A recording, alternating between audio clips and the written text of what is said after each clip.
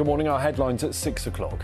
A final decision on HS2 to Manchester is expected this week. The Prime Minister is under yet more pressure to confirm if the route will go ahead. A number of Met police officers stepped back from firearms duties after one of their colleagues is charged with the murder of 24-year-old Chris Cabba. Protesters against sewage pollution take to the beach to draw attention to water quality at seaside towns. Good morning. A night to remember for Ireland at the Rugby World Cup. A NASA mission to collect debris from a massive asteroid is due to come crashing back down to Earth today. It could hold the answers to how life began. After travelling billions of miles through space, the capsule is going to land somewhere over here in the Utah desert, come rain or shine. Let's have a look at today's papers now. The Observer is reporting claims by several Conservative sources that the Prime Minister is facing a huge backlash over a potential decision to scrap the northern leg of HS2, as we were mentioning earlier. The paper says a middle-ranking minister could resign if the project is cut back. Well, the Sunday Times says Rishi Sunak is working on several crowd-pleasing policy announcements to present at next month's Conservative Party conference, including, it says, reviving plans to slash inheritance tax.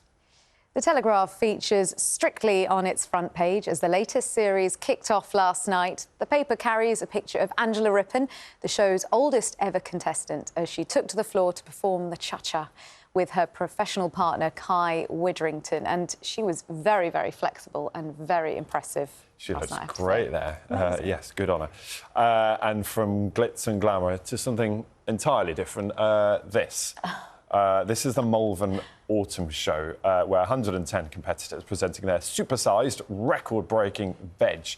There's been a theme, we've talked about this before, but look at that. It's incredible, and that's 3-year-old Ada sitting on the top of the winning giant pumpkin at this year's show.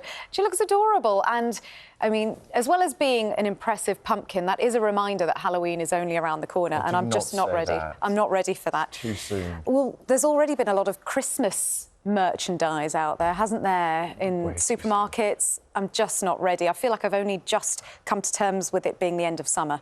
Well, and the weather's still good, so while it's still above 20 degrees, there should be a ban on autumn things and Christmas things. Oh, you're right. There should be. It should be the temperature that dictates when you're allowed to look at pumpkins, to talk about pumpkins. But if we went by that, they'd have Christmas stuff in July. Yeah, that's true.